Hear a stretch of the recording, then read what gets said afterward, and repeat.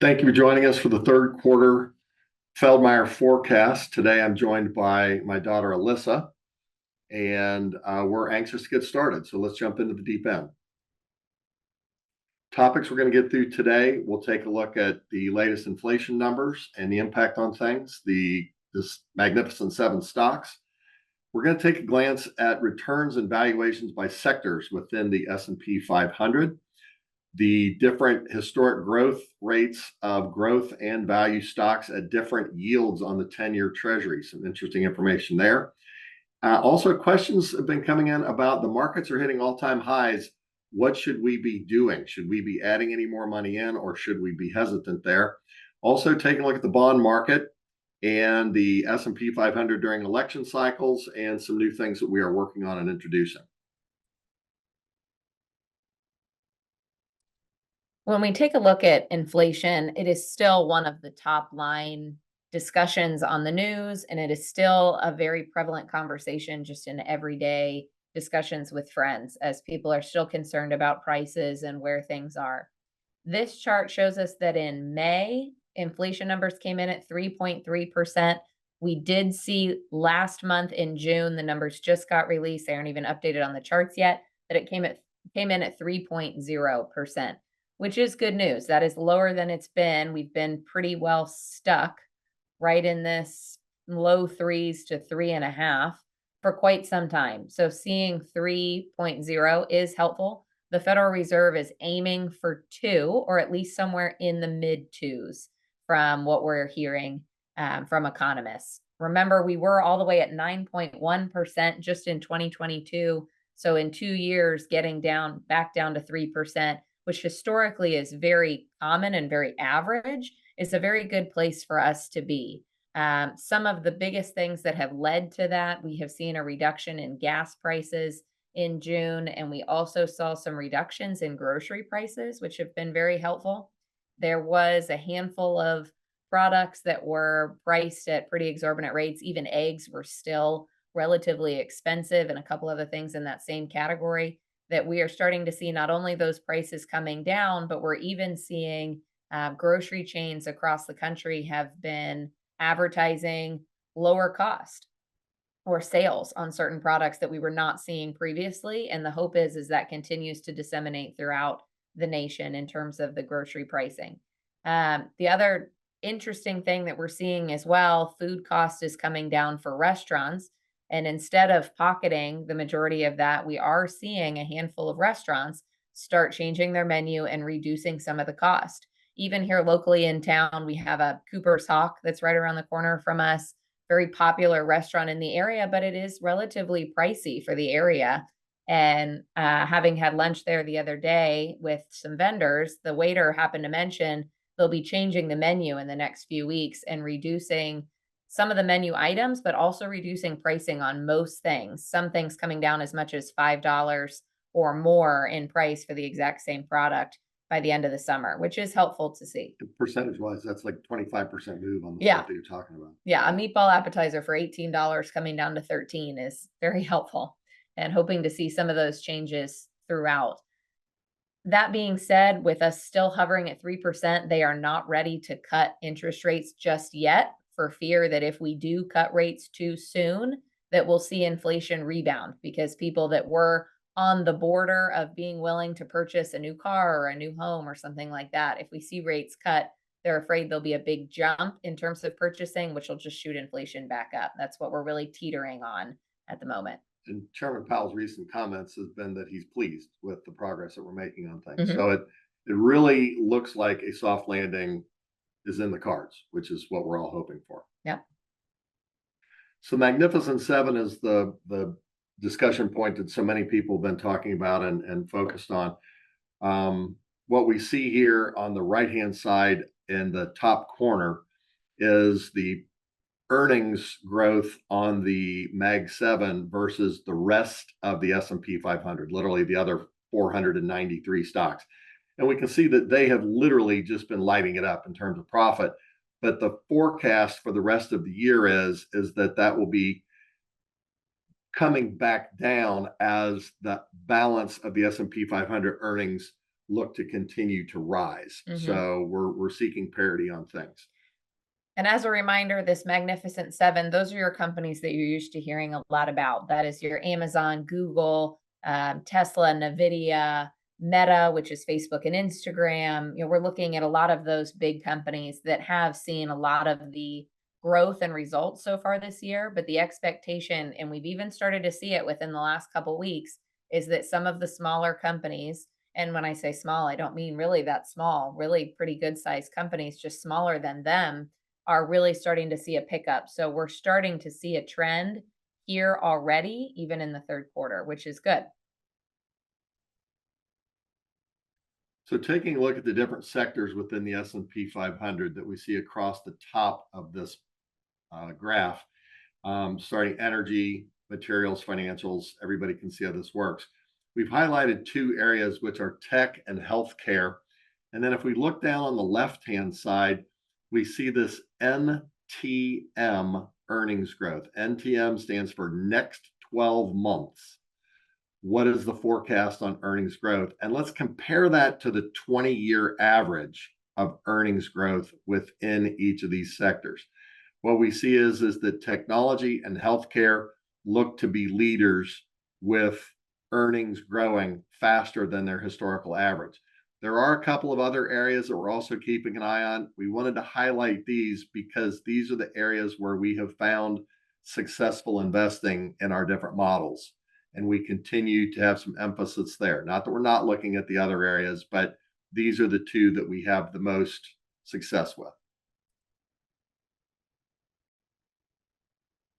Taking a look at, again, interest rates, this chart over here on the right-hand side shows us annualized total return by the 10-year Treasury interest rates. So the interest rates down here, we have circled here, 4 to 5 is where we stand today. We're at about 4.2 today on the 10-year Treasury, which is directly correlated to when we look at cutting interest rates, and some of these things are all going to be the same form of discussion. And when we look at that 4.2% and mid fours, we can see that there's very hefty growth here in terms of growth stocks and value stocks in terms of appreciation in the stock market, which is very helpful. And we have seen that over the last several months, really for the last year plus.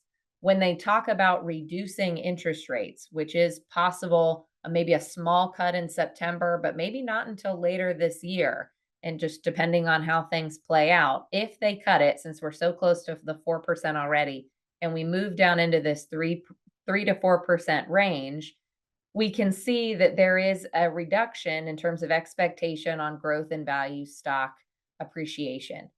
So the importance to this is not necessarily to be afraid of the stock market. 6 and 5% is still a strong and fair return. The question here is going to be more so picking the winners correctly and understanding what sectors are going to have the most opportunity when we're in this sort of an environment, as opposed to just relying on that Magnificent Seven and letting them continue to pull everything around. It may not continue to be the case. And this is looking at numbers, if you'll highlight up there on the top of the chart list, since 1979. So this is a very long period of time that we're looking at. And we're just looking at it saying, if interest rates do fall, what's the history on growth and value stocks, right? And it doesn't mean it's going to happen. It just means, it's interestingly enough, stocks don't perform that well when the 10-year Treasury is in the 3 to 4% range. Yeah. So we need to keep an eye on that.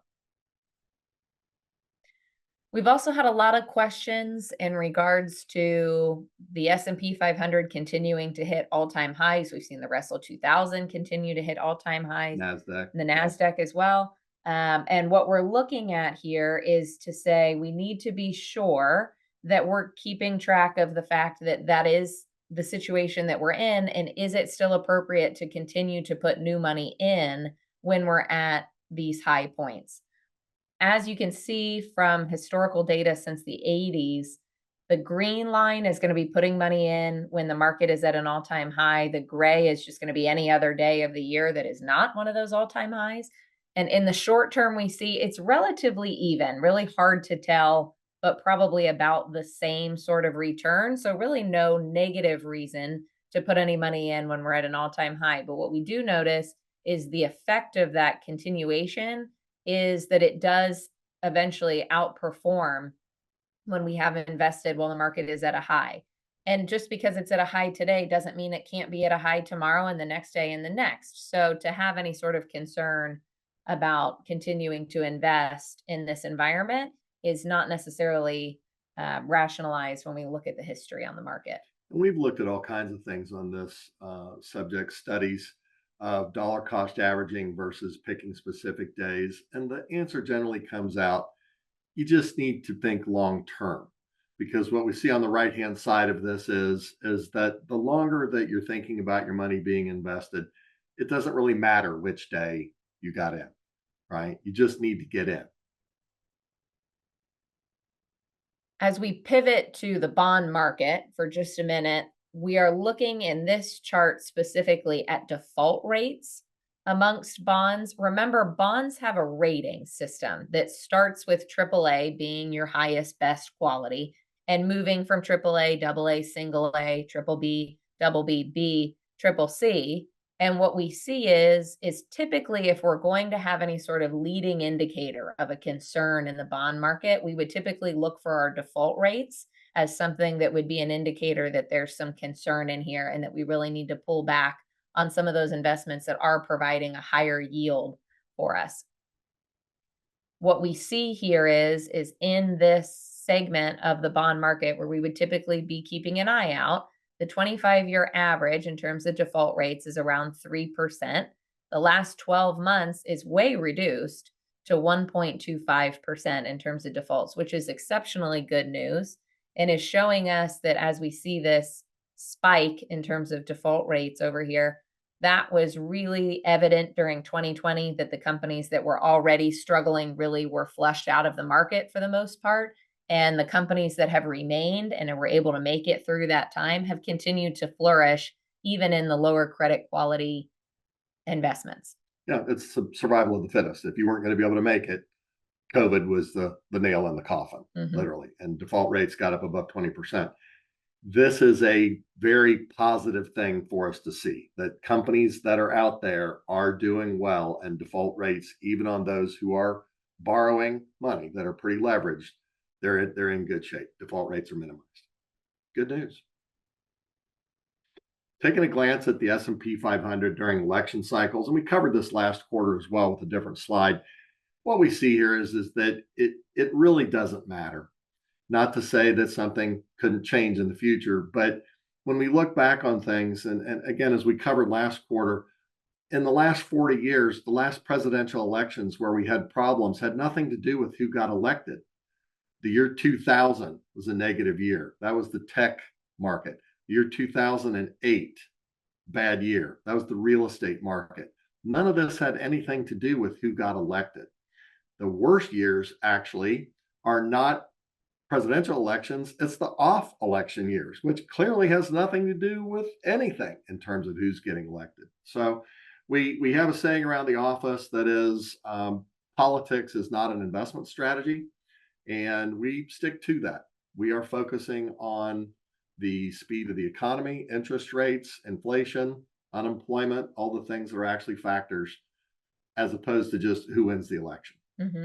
Of course, we are keeping an eye on the platforms for both parties to be sure that there is not a sector that is specifically being targeted in a positive or in a negative way, to be sure that we are conscious of that and what that's going to look like long term, and even short term volatility throughout the rest of the year. We will see, but all indications show that the fundamentals are still there for the economy to continue to be strong, regardless of who ends up in office in November. Some new things that we're taking a look at historically, last several years, we've been keeping it in domestic investments. The international markets are providing some opportunities that we are looking at and including in some of our models. The areas that we like are international, let's just say ex-China, ex-Russia. So we're focusing on the areas where capitalism is flourishing. For example, Greece. Mhm. If you remember several years ago, Greece was in quite the pickle in terms of their economic conditions. They were struggling pretty tremendously. They went to the EU and were asking for some bailouts and a lot of help there. And it was not a pretty situation in Greece. Since then, they have changed their leadership. They have changed the way that they are running the country, running their economy. And we have seen a major shift towards more of a capitalistic approach, and it has paid off in spades for them. We are looking at countries who came from a position where they were really down in the dumps and now have moved towards capitalism, and it has pulled the whole country along with it in a positive light. Greece, Argentina, a handful of others that we look at and say there is great opportunity there. And we're looking at that in a very diversified mix that is a handful of countries that are all in that same sort of situation, not just Greece, but that is the strategy that we are looking at in terms of implementing a small portion of that into some of the And models. we're getting this to mutual funds. That Yes. they're doing all the research on it, and we're just evaluating the strategy that the mutual fund is using and finding that they're having some success with it. So we're introducing that. The other thing is again, we covered this last quarter, the alternative investment space, low correlation stuff. In other words, not correlated to the stocks or bond market. The mathematical pickle that we face at this stage of the game is that the stock market and the bond market are positively correlated with each other. And when that's the case, it's awfully tough to get any diversification because they're moving in the same direction at the same time. So we've introduced the alternative space through low core, is actually the name of the investments, and we are happy with the progress that we're making there. We have reduced mathematically the risk in the portfolio, and our returns are coming in line with what it is that we had expected. So this is all good news. Mm-hmm. Summarizing things through our message this quarter, inflation is coming down. That's good news. The Magnificent Seven stocks have outperformed everything. Their earnings have outperformed. We expect their earnings to fall more in line and the balance of the S&P 500 to fall more in line, but all of them are positive numbers. This is good news. The two areas that we continue to like because we think they're going to outpace everything else is tech and healthcare. And the historic look at things shows when the 10-year treasury is where it is, where we are today, the equity markets have performed pretty well. When interest rates fall some, the equity markets tend to not perform as well. Doesn't mean it's going to happen again, but it's something that we're wary of. We want to keep an eye on this. Mm-hmm. Furthermore, investing at all-time highs, although the concern may arise in the market that there's just continued to be more all-time highs historically, that has still been a positive time to invest, especially when we look at long-term forecasts on things. When we look at the bond market, we are not as concerned about defaults, which would be our immediate concern that there is a need to reduce the risk in the portfolio substantially or move to a much lower paying interest rate environment because we're moving towards just purely double and triple A. The bond market typically is a leading indicator ahead of the stock market. And when the bond market is strong, the economy is strong. Yep. We discuss this, I think, every quarter so far this year. Although the election is a big topic of discussion this year, it will not have as big of a bearing on the economy and the S&P 500 as people are led to believe. And there does not seem to be a correlation between one party being in office over the other and the returns in the S&P. So regardless of what happens, we may see some short-term volatility, but we still have a very positive outlook with strong fundamentals going into the election one way or another. And we are looking at some alternatives for investments, as well as introducing a little bit of the international space to provide some diversification and to capitalize on some opportunity in some other areas that not only diversify things, but reduce our risk going forward. So overall, very positive message. We like everything that's going on. We like the markets. We like the interest rate environment. We like the unemployment market. We like everything. We're very happy with things, and we are making some adjustments on things that our clients will receive within our news bulletin for the quarter that'll show what are the changes that we made. So thank you very much for tuning in, and we look forward to talking to you again next quarter. Thank you, everyone.